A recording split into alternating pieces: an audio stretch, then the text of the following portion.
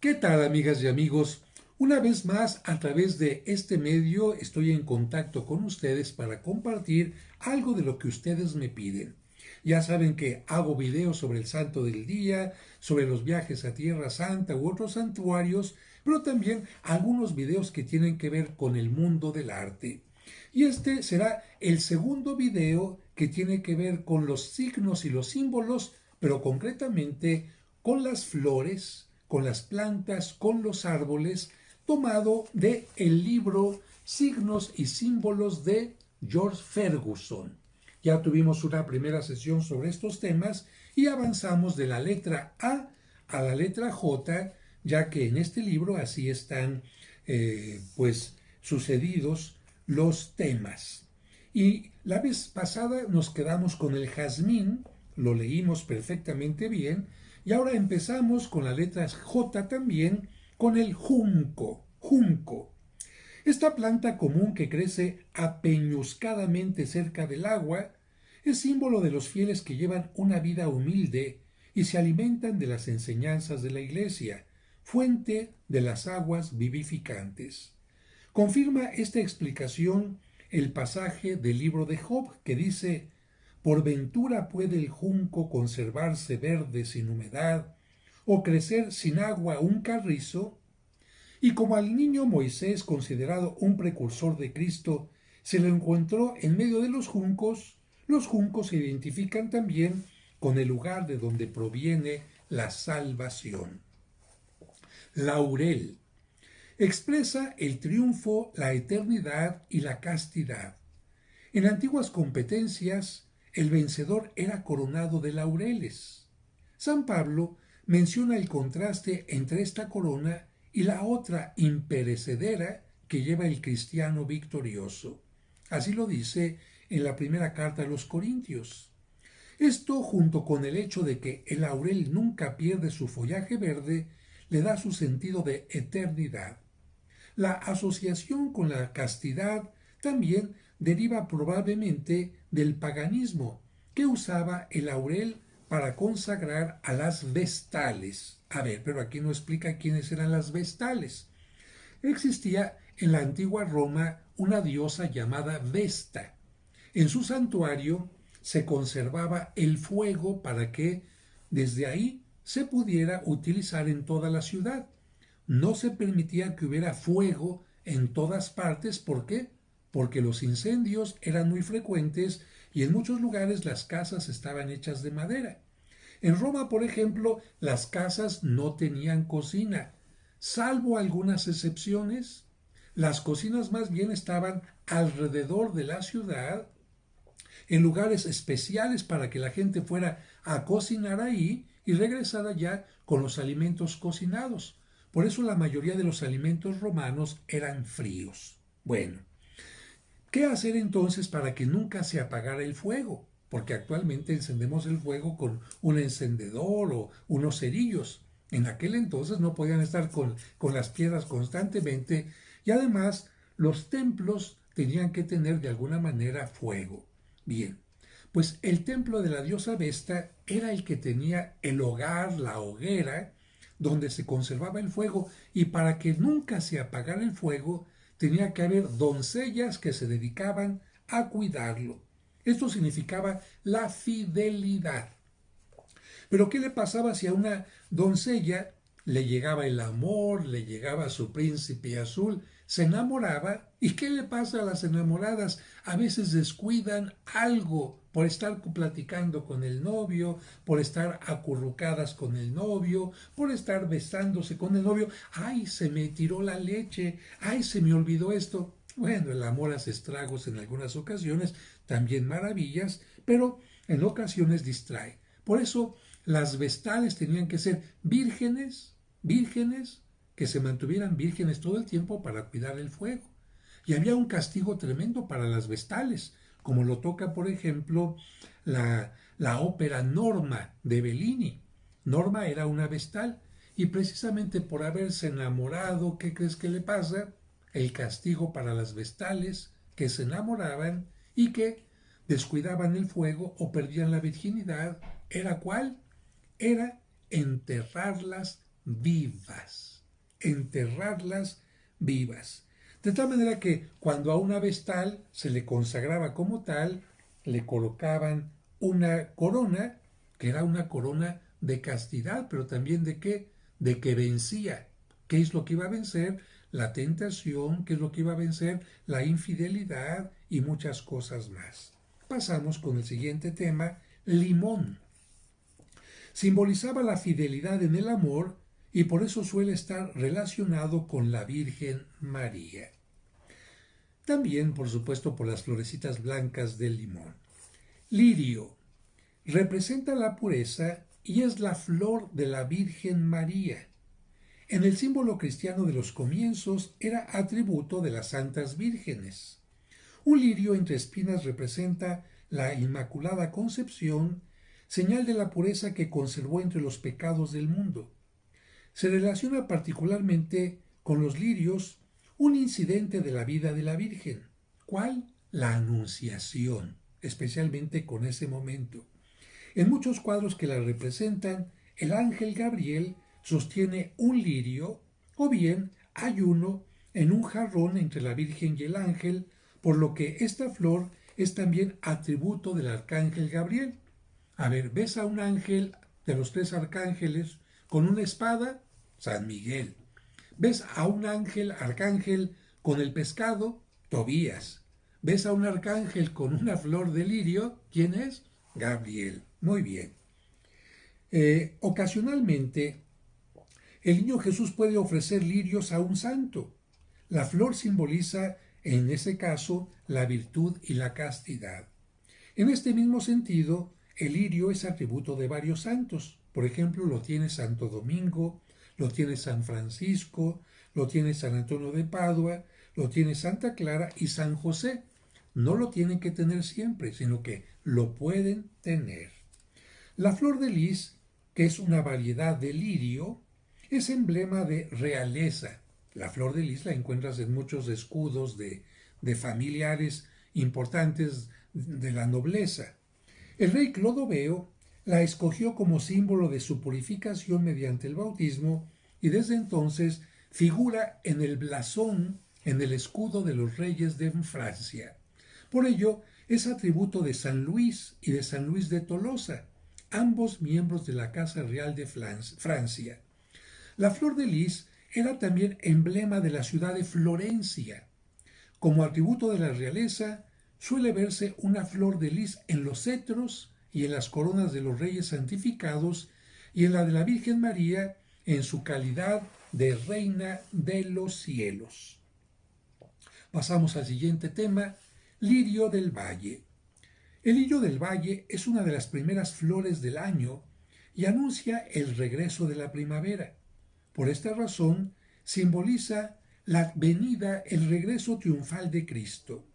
Por la blancura de sus flores y la dulzura de su perfume, simboliza a la Virgen María y especialmente la Inmaculada Concepción. Este último sentido se funda en el Cantar de los Cantares que dice: Yo soy la flor del campo y el lirio de los valles. El llantén, caray, no conocía este nombre. El llantén, frecuentemente pintado en el Renacimiento, es una planta común que crece al costado de los caminos y los senderos. Era llamado pan del camino y simbolizaba el camino de las muchedumbres que avanzan hacia Dios, de una manera particular las peregrinaciones. Siguiente punto. Fíjense, en latín, malum significa dos cosas. Malum significa mal, pero malum también significa manzana. Por esto, se dice que el árbol de la ciencia del Edén, cuyo fruto se prohibió comer a Adán y a Eva, era un manzano. En los cuadros de la tentación de Eva, ésta tiene casi siempre una manzana que le ofrece a Adán. La manzana simboliza también a Cristo, el nuevo Adán, que tomó sobre sí el peso de los pecados del hombre. Por esta razón, una manzana en las manos de Adán significa pecado, pero en las manos de Cristo expresa la salvación. Esta interpretación se funda en el Cantar de los Cantares. Como el manzano entre árboles silvestres, así es mi amado entre los hijos de los hombres. Sentéme a la sombra del que tanto había yo deseado, y su fruto es dulce al paladar mío. Este pasaje es interpretado como una alusión a Cristo. Como Cristo es el nuevo Adán, la Virgen María es considerada una nueva Eva. Por ello, una manzana en las manos de María evoca la salvación. 3 manzanas, en otro sentido, son el atributo de Santa Dorotea. Y aquí hago también una acotación distinta. ¿A qué me refiero? Bueno, a lo siguiente. Miren, si bien la palabra malum puede significar manzana y es una razón por la cual sea el fruto del árbol prohibido del que la Biblia no nos menciona, la Biblia no dice que fue una manzana, una pera, un higo, no. La Biblia simplemente dice el fruto prohibido. Bien, pero algunos pintores, especialmente del Renacimiento, que se inspiraban en cosas de la mitología, se acordaron de algo en particular. La discordia empezó en el mundo de los dioses cuando una mujer, una semidiosa, una diosa, como le quieras llamar, hizo lo siguiente. ¿Se acuerdan ustedes de esta película de la Bella Durmiente donde todo estaba muy bonito y apareció Maléfica de repente? Si escuchan una sirena es porque estoy, recuerden, en la oficina de mi oficina y se meten los sonidos de la calle y a veces pasan ambulancias o algunos camiones haciendo ruido. Pero bueno, ¿se acuerdan que en la película o en el cuento de la Bella Durmiente todo estaba muy bien, pero como no invitaron a Maléfica, se hizo presente y trajo una maldición para la niña, un encantamiento? Bueno, algo semejante sucedió en el mundo de los dioses romanos y de los dioses griegos, perdón. ¿Qué pasaba? Que estaban todos muy bien ahí, pero no habían invitado a la discordia, y entonces la discordia lo que hizo fue llegar con una manzana de oro y le puso en la manzana para la más bella de las diosas y la entregó ahí. Y claro, cuando las diosas la vieron, la esposa de Zeus dijo: ah, esta manzana es para mí porque soy la esposa de Zeus. Y la vio también la diosa de la belleza y dijo: no, esta manzana es para mí porque soy la diosa de la belleza. Pero la vio la diosa también de la guerra, la diosa que había educado a los caballos. Dijo: no, no, no, esta manzana es para mí porque yo ayudo a conseguir la guerra. Y empezaron ahí a pelearse unas y otras, entró la discordia. Y a partir de eso hubo un problema más grande que quedó después, digamos, integrado a este famoso escrito griego que todos leímos en la preparatoria de la Ilíada.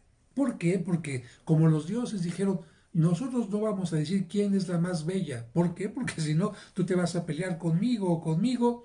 Vamos a decir que va a ser una persona que no es Dios la que va a decidir quién es la más bella. Y entonces hicieron que Paris decidiera quién era la más bella. Y Paris decidió que la diosa de la belleza, finalmente, Afrodita. Y Afrodita o Venus, y entonces ya se enojó Atenea o se enojó Hera también, las demás diosas, y empezaría aquella batalla que está narrada en este libro que te menciono. Pero precisamente porque esta manzana en la mitología que todo el mundo conocía en aquel tiempo era símbolo de discordia, pues algunos dijeron: vamos a poner la manzana en el libro del Génesis, porque también con el pecado empezó la discordia entre Adán y Eva y entre todo el mundo. Siguiente tema, Margarita. Hacia el fin del siglo XV, la margarita empezó a aparecer en los cuadros de la adoración como símbolo de la inocencia del niño Jesús. Se refiere a los cuadros de la adoración de los pastores y la adoración de los reyes magos. En apariencia, la sencillez de la margarita representaba mejor su inocencia que el lirio esbelto y señorial. Claro, si Cristo había venido al mundo tomando humildemente nuestra naturaleza, no era muy bueno presentarlo en forma pomposa como un lirio, sino lo acompañaba mejor la margarita, que es mucho más sencilla, más modesta. Mirto. Esta planta perenne simboliza desde muy antiguo el amor. En la mitología romana estaba consagrada a Venus. En el simbolismo cristiano se refiere a los gentiles que fueron convertidos por Cristo. Acuérdate que la palabra gentil se refería a los que no eran judíos. Así que, en este caso, el mirto representaría a los que no eran judíos que fueron bautizados por Cristo. Esta interpretación se basa en Zacarías, en el profeta Zacarías, que dice: tuve esta visión. Vi a un hombre montado sobre un caballo rojo que estaba parado entre unos mirtos que había en una hondonada, y detrás de él había caballos rojos, manchados y blancos. Este pasaje se interpretaba como una alusión a Jesús, el hombre montado sobre un caballo rojo entre los gentiles y seguido por las jerarquías de los mártires y de los fieles. Naranja, símbolo de pureza, castidad y generosidad. Por eso está presente en ocasiones en los cuadros de la Virgen María. Algunas veces un naranjo reemplaza el manzano o la higuera del pecado original. En las representaciones del paraíso se refiere a la caída del hombre y a su redención. Su flor blanca sugiere la pureza, por lo cual los azares constituyen el adorno tradicional de las novias. Narciso representa egoísmo, egolatría, frialdad e indiferencia. Su simbolismo está ligado también a la mitología griega, a la leyenda de Narciso, un hombre que se consideraba tan hermoso, tan hermoso, tan hermoso, que se iba al lago a contemplar constantemente, viendo su imagen, su imagen, su imagen, y llegó un momento en que, tan enamorado de su imagen, pensando solamente en él, en su propia imagen, se quiso abrazar, se quiso besar. ¿Y qué es lo que pasó? Al tratar de hacer esto, se fue para el fondo del agua, no sabía nadar y se ahogó. Quiere decir que su narcisismo acabó con él. Después de su muerte, el joven se convirtió en una planta. ¿Qué planta? Precisamente el narciso. La flor está presente algunas veces en la escena de la Anunciación o del paraíso, demostrando el triunfo del amor divino, el sacrificio y la vida eterna sobre la muerte, el egoísmo y el pecado. Olivo. Este árbol tan frecuentemente mencionado por la Biblia expresa, en virtud de sus abundantes dones, bueno, sabes tú, el aceite de olivo particularmente es utilizado desde la antigüedad para muchas cosas. Este árbol entonces representa la divina providencia. Nos dice el libro de los Jueces: se juntaron los árboles para ungir un rey sobre ellos y dijeron al olivo: reina sobre nosotros. Y el olivo respondió: ¿cómo puedo yo desamparar mi pingüe licor? Se está refiriendo al aceite. ¿Cómo yo puedo desamparar mi pingüe licor de que se sirven los dioses y los hombres por ir a ser superior entre los árboles? Una rama de olivo simboliza siempre la paz, y con este sentido aparece en los cuadros alegóricos de ella. Y hay que recordar por esto, por qué simboliza la paz, porque durante la inundación, durante el diluvio, Noé envió una paloma a averiguar si las aguas habían bajado. Y la paloma volvió por la tarde trayendo en el pico un ramo de olivo con las hojas verdes, por lo que Noé conoció que las aguas habían bajado y habían dejado de cubrir la tierra. Por lo tanto, la tierra ya estaba en paz. En este pasaje del libro del Génesis, la rama de olivo representa la paz entre Dios y el hombre. Una paloma con este mismo ornamento en el pico suele indicar que las almas de los muertos están en paz con Dios. Esto lo vemos especialmente en las catacumbas, sobre las lápidas, en donde, para indicar que este difunto que fue sepultado aquí está en paz con Dios. Como emblema de paz, el arcángel Gabriel lleva a la Virgen María una rama de olivo en algunas escenas de la Anunciación. Favorecían particularmente este simbolismo los pintores de la escuela de Siena.